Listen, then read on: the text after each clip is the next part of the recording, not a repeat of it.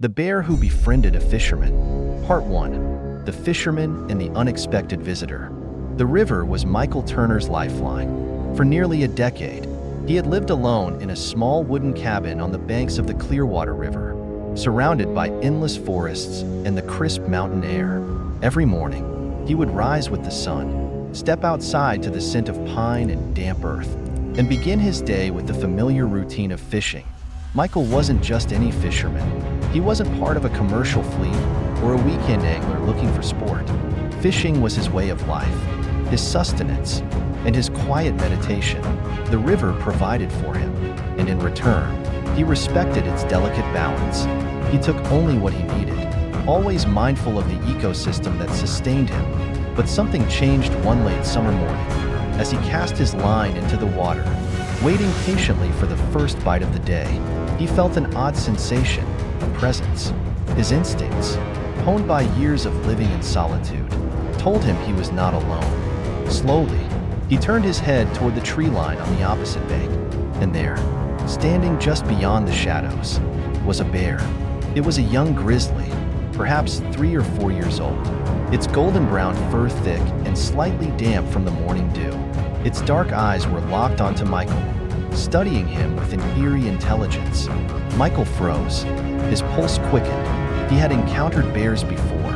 Of course, this was their home as much as his, but they usually passed through without lingering. This one, however, did not move. It simply watched. And then, to Michael's utter astonishment, it stepped closer. It did not charge, did not growl. It simply approached the edge of the water, its massive paws sinking slightly into the damp riverbank. Michael tightened his grip on his fishing rod, ready to retreat if necessary, but something about the bear's demeanor kept him still. Then he noticed something odd. The bear was thin, not starving, but leaner than it should have been for this time of year. Late summer was when bears fattened up for the coming winter, yet this one looked as though it had been struggling to find enough food. A soft breeze carried the scent of the river, the fish, and something else, an unspoken understanding. Michael exhaled slowly, then did something completely irrational. He reached into his bucket and pulled out a freshly caught trout, still wriggling in his hands. He hesitated for only a second before tossing it onto the bank near the bear. The grizzly flinched slightly but did not run.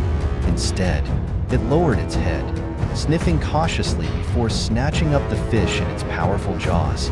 In a few swift bites, the trout was gone. Michael expected the bear to retreat after that, but it didn't. It simply sat down and waited. A small chuckle rumbled from Michael's throat. "You want another, huh?" The bear blinked, as if considering the question. Michael shook his head, amused at himself for even speaking to the creature. He reached into his bucket again, tossing another fish onto the ground. The bear eagerly accepted the offering, eating with the same quiet, controlled movements. And so, an unspoken ritual began. Each morning, Michael would fish, and each morning, the bear would arrive, waiting at the edge of the river. He never got too close, never threatened, never demanded. He simply watched, waited, and gratefully accepted the fish that Michael offered. Days turned into weeks, and weeks into months. By autumn, Michael had grown so used to the bear's company that he found himself talking to it as he fished. "You know, most folks would say I'm crazy for feeding you," he mused one morning, reeling in a particularly large salmon. The bear, seated at its usual spot, simply blinked at him. Michael sighed. "I suppose I am crazy, but you're good company. I'll give you that." The bear let out a low, chuffing sound, not quite a growl, not quite a huff. Michael smirked. "I'll take that as agreement." Through the changing seasons, the fisherman and the bear formed an unlikely bond. Though Michael knew the bear was still a wild animal, it no longer felt like a stranger in his world. But what he didn't know, what he couldn't have possibly imagined, was that the kindness he had shown would one day be repaid in a way he would never forget. Part 2. A winter of uncertainty. As the days grew shorter and the crisp autumn air turned into biting cold, Michael noticed a change in the bear's behavior. The once regular visits to the river became less frequent. Some mornings, he would wait, expecting to see his silent companion watching from the trees. only to be met with emptiness. The bear, he knew, was preparing for hibernation, instinct guiding it toward survival. On the last morning before the first heavy snowfall, the bear came to the river one final time. It stood at its usual place, watching Michael as he pulled in his last catch of the season. Something about its posture felt different, less like an animal watching a fisherman and more like an old friend saying goodbye. Michael hesitated before tossing one last fish onto the riverbank. The bear took it, chewing slowly, savoring the moment. Then, after what felt like an eternity, it turned and disappeared into the forest, swallowed by the dense trees and the oncoming winter. Michael sighed, a strange weight settling in his chest. He had lived alone in the wilderness for years, but for the first time in a long while, he truly felt alone. Winter came hard and fast. Snow piled high around Michael's cabin, blanketing the world in a white silence. The river froze solid, cutting off his primary food source. He had prepared as he always did, stockpiling firewood, drying fish, and smoking meat, but this winter was harsher than any before. Days blurred into one another as he fell into the rhythm of survival, stoking the fire, melting snow for water, rationing his supplies. The loneliness gnawed at him more than the hunger did, but he pushed it aside. He had chosen this life. He had always been fine on his own. Then, the blizzard came. It started with howling winds that rattled the trees and shook the cabin walls.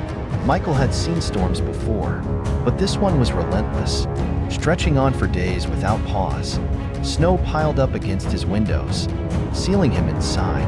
He was trapped, his world reduced to the dim glow of the fire and the constant whistling of the wind. Supplies dwindled faster than expected.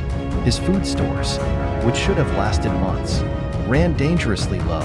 The storm had buried all his emergency traps under deep snow, making it nearly impossible to replenish his supply. Hunger gnawed at him. Weakness settled into his bones. After days of waiting for the storm to ease, Michael made a decision. He had to go outside, had to check his remaining traps.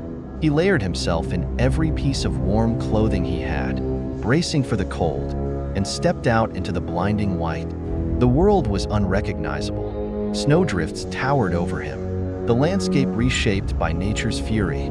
He moved slowly, carefully, each step a struggle. Then, disaster struck.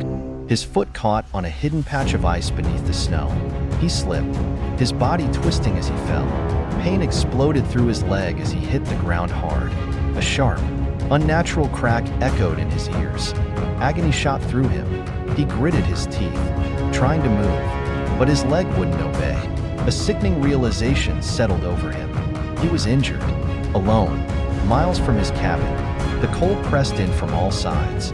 His breath came in ragged gasps, the searing pain making it harder to focus.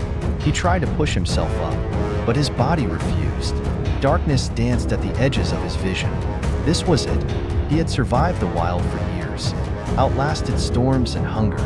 But this might be how it ended. Then, through the thick snowfall, he heard it. A deep, low chuff, a familiar sound. His breath hitched as a massive shape emerged from the blizzard. A towering, fur-covered form moved toward him with deliberate steps. The bear. Through the haze of pain, Michael blinked up at the creature he had once fed by the river. It stood over him, watching him with those same deep, intelligent eyes. And then, just as unconsciousness threatened to take him, he felt something he never expected. The bear moved closer, and with a slow, deliberate motion, it nudged him, not to harm, to help. Part 3. The Bear's Rescue. Michael drifted in and out of consciousness, the freezing cold threatening to consume him entirely. His breath came in short, ragged gasps, his body weakened by pain and exhaustion. Snow piled against his body, the storm howling around him, and darkness crept in at the edges of his vision. His mind grew hazy, the thought crossing him that this might be the end. Then, through the swirling snow and numbing cold, he felt something, warmth. A massive presence loomed beside him, blocking the harsh wind. A deep, guttural sound rumbled through the storm, a chuff of breath that sent a warm gust against his frozen skin. The bear. Michael barely had time to process what was happening before he felt a sudden, powerful tug. The bear had gripped the back of his thick coat with its strong jaws, lifting him slightly before beginning to drag him through the snow. It wasn't a rough or violent action. There was a strange gentleness in the way the beast handled him, as if it knew exactly how fragile he was. Michael's mind screamed at him to move, to help himself, but his body refused. Every limb felt like stone, heavy and useless. The blizzard continued to rage, the cold slicing through his exposed skin, but the bear never faltered. Step by step, it pulled him forward, leaving a deep trench in the snow behind them. How did it know where to go? The thought barely registered before his awareness faded again, lost to exhaustion and cold. Then, suddenly, the world shifted beneath him. The hardness of ice and snow gave way to something more solid. Wood. The cabin. The bear had dragged him all the way back to his home. Michael tried to open his eyes fully, but the effort was almost too much. His body shook violently as the frozen grip of the blizzard released him. He felt himself being nudged again, a heavy push against his back. The bear was urging him forward. With the last of his strength, he reached for the cabin door. His fingers, stiff and numb, fumbled against the handle, but somehow, he managed to push it open just enough to collapse inside. Heat. The fire was still burning in the hearth, its glow flickering across the room. He lay there, too weak to move, as the warmth slowly seeped back into his bones. His vision swam, and he barely had the energy to turn his head toward the open doorway. The bear was still there. It stood just outside, watching him. Snow clung to its thick fur, its breath visible in the frigid air. For a long moment, neither of them moved. Then, as if satisfied that Michael was safe, the bear let out one final, deep chuff, a farewell, and then, with slow, deliberate steps, it turned away and disappeared into the storm. Michael lay there, his breath coming in ragged gasps, his mind still reeling from what had happened. The bear, the same bear he had fed for months, the one that had come to trust him, had just saved his life. As exhaustion finally overtook him and his eyes fluttered shut, one thought remained. He would never forget this. Part 4. The bond that couldn't be broken. Michael awoke to the soft crackling of the fire, his body still aching but alive. The warmth of the cabin had driven away the worst of the cold, but exhaustion clung to him like a heavy weight. His mind was foggy, caught between the reality of his survival and the impossible truth of what had just happened. The bear had saved him. The thought was absurd. A wild animal, a creature of instinct and survival, had dragged him through the storm, bringing him back to the only place where he had a chance to live. But why? Was it simple recognition? Had the bear understood, in some distant way, that Michael had once been its savior? He pushed himself up, wincing at the pain in his leg. He would need time to heal, but for now, he was safe. Slowly, he dragged himself to the door, pulling it open with effort. The storm had finally passed, leaving behind a thick blanket of snow that glowed under the pale morning light. His eyes scanned the forest. There were tracks, deep, wide impressions in the snow, leading away from his cabin and disappearing into the trees. The bear had lingered. Perhaps it had even stayed the night, watching over him. Michael swallowed, a strange emotion rising in his chest. He had lived alone in these woods for years, but in this moment, he felt anything but alone. Days passed, and Michael slowly regained his strength. His leg remained stiff, forcing him to rely on his walking stick as he moved around the cabin. He rationed his supplies carefully, knowing that hunting or fishing would be difficult until he fully recovered.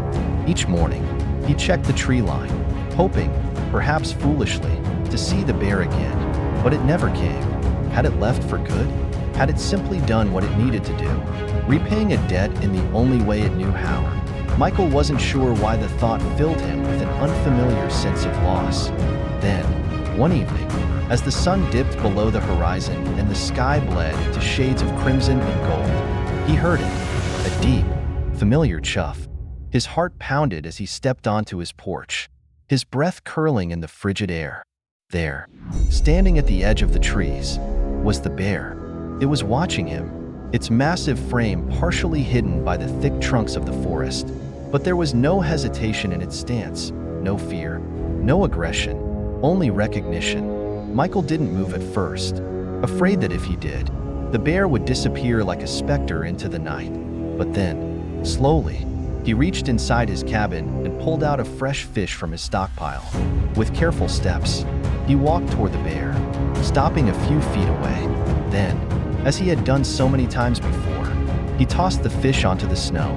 The bear sniffed the air, then stepped forward, taking the offering in slow, deliberate bites.